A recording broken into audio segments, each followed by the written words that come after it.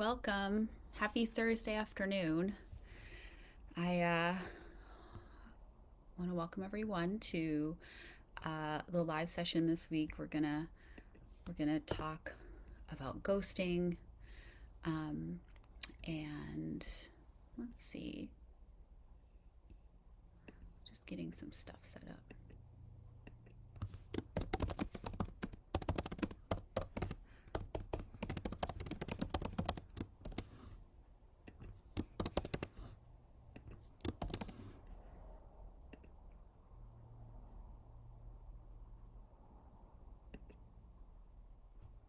Okay. Hello. We're gonna talk about ghosting today. Um, and I'm probably going to say some things not everybody wants to hear around that, but ghosting is just part of the culture, and learning how to deal with it and how to manage how it affects you is pretty key to modern dating. So let's talk about it. I know I'm having a bit of a day, but thanks for joining at this different time than we normally do it. If people like it, I'll stay at a three o'clock Pacific time. Normally I do 11 a.m., but I had some stuff going on today. We're getting to the time of year with I have a high school senior, and so things are just busy. Just things, a lot of things going on right now. So there might be some juggling of my schedule, but thank you for joining. I'm live in the Facebook group, the Dating Burnout Support group. That's a private group where we talk about dating, and on TikTok. So if my eyes go back and forth, that's why I want to make sure everyone's included and that I'm trying to keep track of as much as possible. If you have questions, go ahead and shoot them over, and I will try to keep an eye out for them. Okay. But I'm really, really glad everyone's here today. Because we're going to talk about something that almost everyone's experienced if you've been part of the modern dating culture, and that is ghosting. So if you've ever been left hanging with no explanation, it's disorienting. It can feel painful. It can feel like a rejection, even if it's somebody you don't know very well. But um, today I want to talk about ways that it can affect you, how to make sure you walk away feeling less confused, that you're not spending a lot of energy on it, really protecting your energy around it, and having more clarity around how to protect your energy around it in the future. So again, I'm live in the Facebook dating support group as well as TikTok, so please excuse my focus back and forth. Please interact live, and if you're watching this later on the replay, interact as if you are live. And just to remember, my newsletter comes out every Friday. You can subscribe at the link in my bio, and you can subscribe on my website.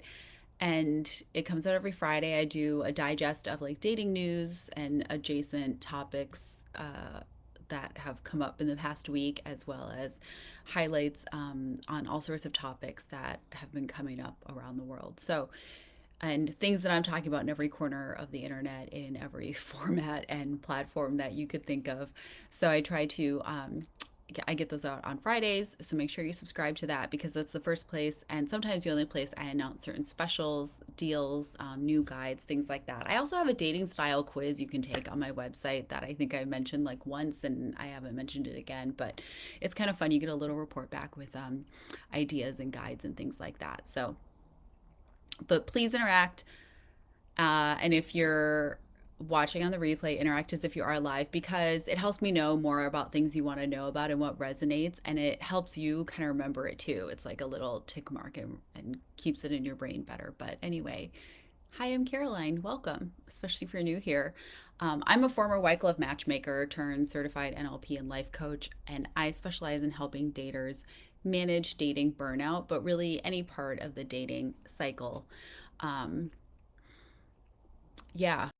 Oh, becoming a life coach, what would you recommend? I would recommend taking a course and really figuring out your niche, figuring out the thing that you care about, um, talking about learning about the thing that you really care about if you would like to become a life coach, and then go through a certification program and join an association so you have access to resources. That's what I would suggest. And then be ready to learn a lot about marketing. I already was um, was working on marketing a lot. So, um, but yeah, I the reason I really focus on burnout is because burnout is the part of the dating journey that makes so many people just want to give up. So from working one-on-one with hundreds of daters over the years, actually I've looked at it's well over 1,000 easily. I've learned that if you have the right tools to manage discouragement, it not only keeps you aligned with your goals, but it also really empowers you to kind of pull yourself out of those tough moments before they really spiral. So I have a few core beliefs. And number one, you don't need to find your soulmate to find your happily ever after. But there is instead the ideal relationship, which is a dynamic that works for who you authentically are and what you want out of life. So my work is about helping you find the path to define that, and then find the path that keeps you working toward that goal, right? And then so you can create the future you've always wanted by focusing on your own empowerment, and the things within your control. Um, you had compassion fatigue in your former jobs. Yeah. It is really hard. It's hard to care a lot, and you do burn out. I've probably experienced, I did a post the other day about, like, I think I've experienced every kind of burnout. So moving past it is something I really, really care about. And I think it's really important. And I think people don't realize they're suffering it until they're like so deeply into it. So I also want to take the time to acknowledge that there are a lot of really heavy things going on in the world right now, that make us feel helpless. And some people don't really see the point in like caring about dating right now. And that is totally, totally fair. Opting out is under your control, and it can make you feel like there are things within the realm of your control. So I totally support that. But I also want to make sure that you understand you are allowed to seek joy and companionship and other personal fulfillment in dark times. And that is actually part of what helps you cope and keep going when things are really difficult. So I do my best to keep things really constructive, really positive, and focused on solutions. So if you want to actually think about switching your mindset and your perspective and taking back control and not just blaming external factors for everything that's going on, there's plenty of blame to go around. And I'm not saying those don't exist, but focusing on them when you have no control over them is a waste of energy. And that's actually going to lead us right into what we're talking about today, which is ghosting. So back to the topic. Ghosting. Who who here has been ghosted? Can say me in the comments if you have ever been ghosted. Um, and be honest, who has ghosted someone? Like, just be honest with yourself. And it's okay if you've been the ghoster. Okay? Here's the thing. You can sit there and complain about ghosting culture all you want. It is totally wasted energy because it is here to stay. It's not going anywhere because it's a side effect of dating apps, social media, and texting as a main way to communicate, right? And when I was early dating, it was on the phone. We didn't have texting. So somebody did have to call and talk to you in person, or sometimes like leave a note in your mailbox or shoved in your door or something like that if you didn't want to have a direct conversation or you're having trouble getting hold of someone. And you could also write a letter, you could get mail. But because of this separation between people, ghosting it's here to stay. So you can hate it, but at the end of the day, it's better to spend your energy figuring out how to manage it than worrying about how you feel about it, because you can't do anything about it. It's like the street noise that I suffer from whenever I have the windows open. I can't do anything about it. So it's better if I just like put in earplugs when I want quiet rather than worry about, cars racing down the street and vrooming their engines or sirens or things like that. Here's the thing, ghosting almost always is more about the other person's patterns than it does about your value as a person. But first, we're going to level set. And we're talking about ghosting when you either have not met yet or you have maybe not met more than once, right? We're not talking about ghosting if you've been dating someone a really long time, or worse, we're like under the understanding that you were in a relationship. Because if you were in a real relationship, you'd actually have a discussion about it. So, but we're talking about like you don't know somebody very well.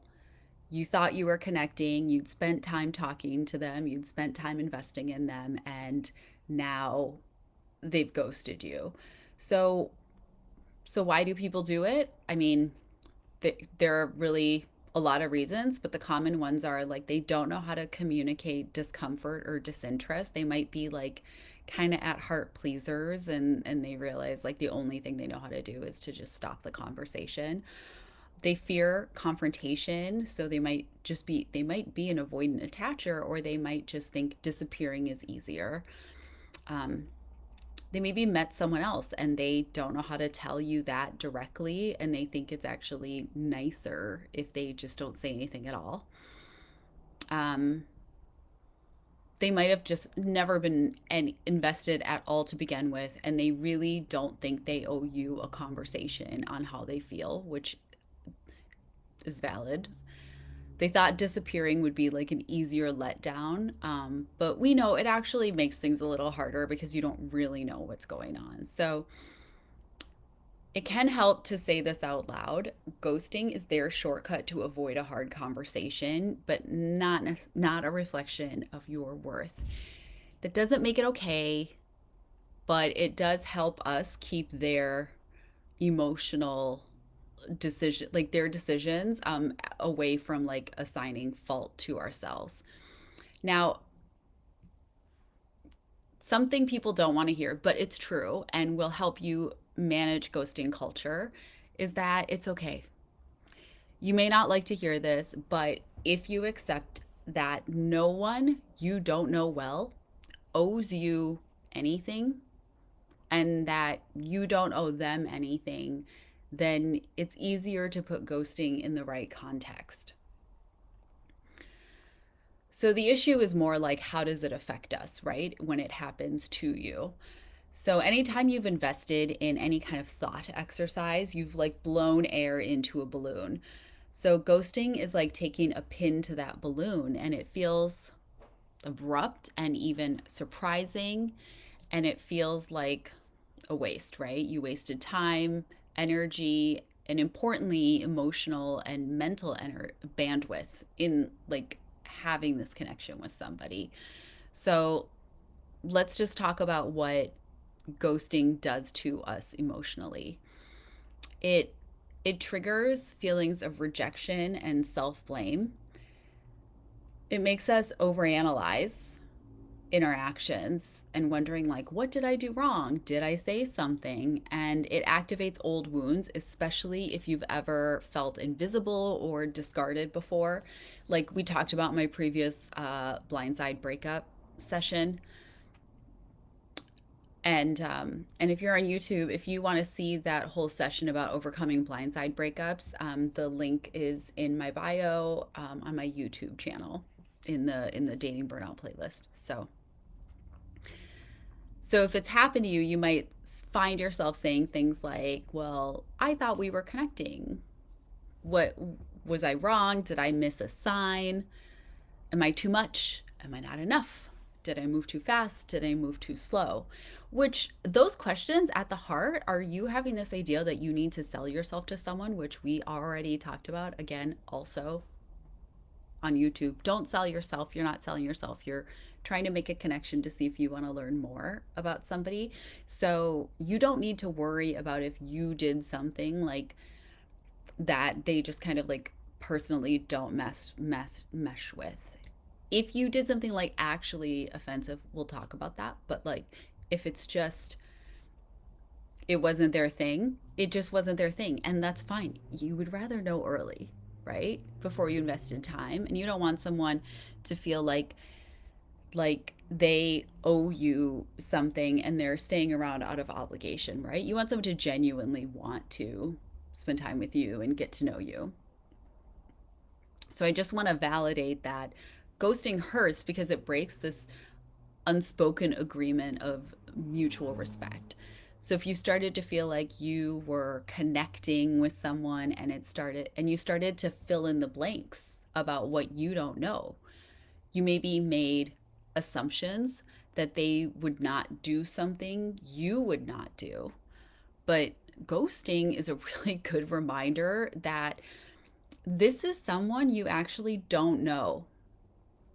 You don't know them at all. It takes a very, very long time to truly know someone. A very long, and I'm talking years, years to truly know someone. So if you think you know someone really well over a short period of time, you are most definitely making assumptions. And in the case of ghosting and they ghost you, you're making an assumption that they are having the same kind of personal integrity around, respecting people's time and communicating with them that you do. And you don't know that. You don't know that. And even if they told you that, until you've seen, again, trust, actions aligned with words over time. If you haven't seen that because you don't know them very well, then what would you, how would you know that they would never ghost you? So you're not overreacting to want clarity and communication. It's totally normal and healthy to want that, but expecting it is a whole other matter. And expectations are what lead to disappointment. And it doesn't mean you can never expect things, but you need to understand that when you have hope, you will always risk disappointment. And that's okay because no reward arrives without risk. So it's fair to feel like want you expect something and then you're going to experience some letdown because you had an expectation around how they'd communicate with you, or even that you would like move forward, that the connection would grow. So what we're going to really focus on is how you protect your energy in these situations. So there are things you can do when you've been ghosted or you feel really like the sting of being ghosted. First, you just want to like clearly name it, right? And name it for what it is, not what you're filling in the blanks about. So you want to just say, I was ghosted. That was their choice of how they communicated with me, and their maybe desire to not have an uncomfortable conversation. I don't want to be in a relationship with somebody who can't have an uncomfortable conversation. So this really doesn't reflect me at all, right? That's how you move forward, okay? Instead of filling in the blanks with like, they ghosted me because I said this or this happened, or it's easier for you to protect yourself. We will get to other scenarios in a minute. You also want to limit rumination. You don't need to replay every text thread looking for where you messed up. Looking for where you messed up. If you are approaching all interactions as like, to the best of your ability, your best version of your authentic self, that's all you can do. And I've had plenty of clients show me conversations from when they were ghosted, and I was able to explain to them why it happened. And it was something they said. Nothing egregious, but something that could easily be misconstrued. So if you want me to do that for you, book a free session. I'm happy to look through those and help you out so you can avoid those mistakes. But don't beat yourself up about it. Like, it's not worth it. Just learn the lesson and move forward from that information. You don't need to keep your past with you in that way. You can't turn back the time. You can't change the past. So just take the lesson and move forward, right? Another thing you can do is write a closure note, but you don't send it. So writing for yourself can help you release a stuck emotion. That's why I'm always suggesting it for all kinds of things. Um, it helps you get the narrative out of your head, right? A lot of what I do is take all the like noise, the voices, the beliefs, all of the thoughts, all of the experiences around dating, love, relationships, and dreams, hopes, goals, all of that that people have bouncing around in their head and help organize it and then only keep what makes sense for you now. That is the bulk of what I do with people, right? So when you write something down, you're taking this like physicality around this thought process. You're going to apply it to something because sometimes, like mentally, putting something in a box is really difficult. But if you write it on something, you give it a physical form, you can physically put it away, right? You can physically fold it, you can physically throw it away, you can store it, whatever you need to do. The next would be to set an intention for your next connection, right? These are like, I always call these promises you make to yourself. I'll notice early signs of avoidance. I'll invest in people who communicate clearly and show up consistently. I'll look for signs of consistency and emotional maturity, right? And if you want those, I have those on my channel here on YouTube, and I've linked those as well. I can totally share those with you, but I have a couple posts where I really lay out like early signs of emotional immaturity and maturity so you can kind of keep an eye out for those because some of them are really common and come up early. Most importantly, you need to rebuild trust in yourself, and this is so important. It's part of having any relationship and having anything go that you didn't a way you didn't want it to. Sometimes it damages our trust in ourselves, and the relationship you have with yourself is the most important one you'll ever have. So you do need to trust yourself, right?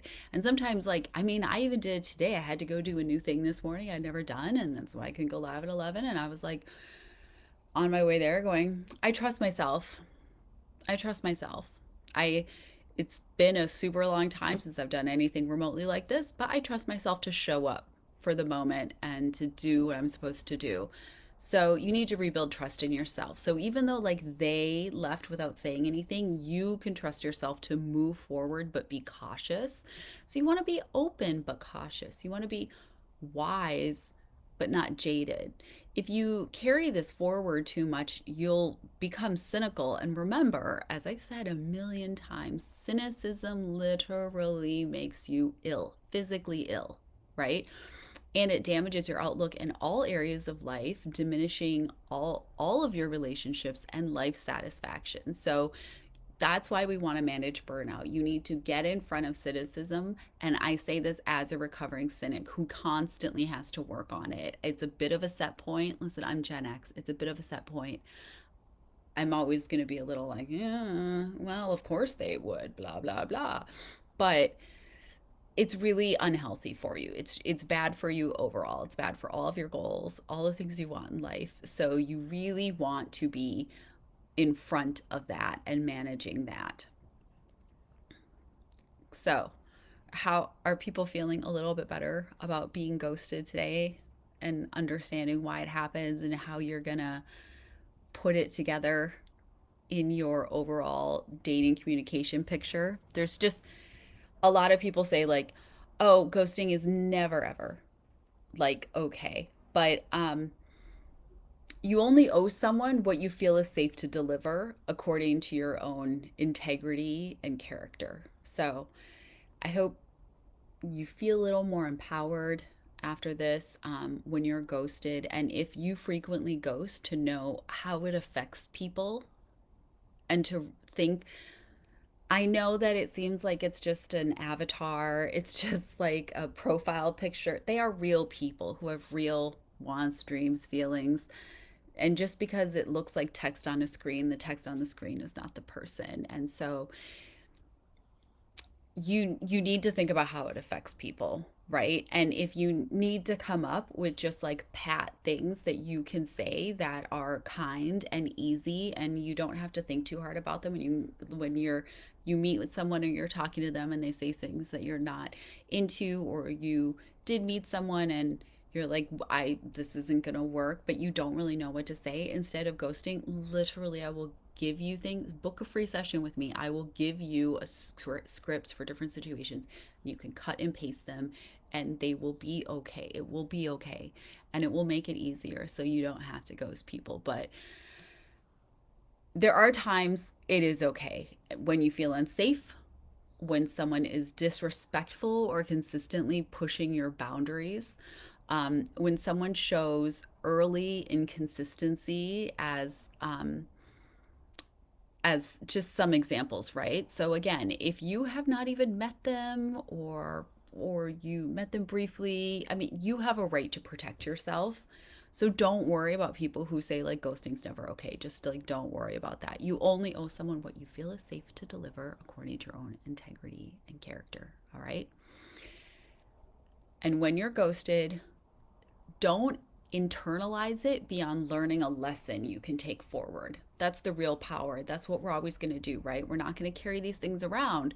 You just need to look at it, pull out the lesson. If you're not sure what it is, book a session with me. We'll talk about it. Pull out the lesson, throw away the rest because it's over. All right? That's real power.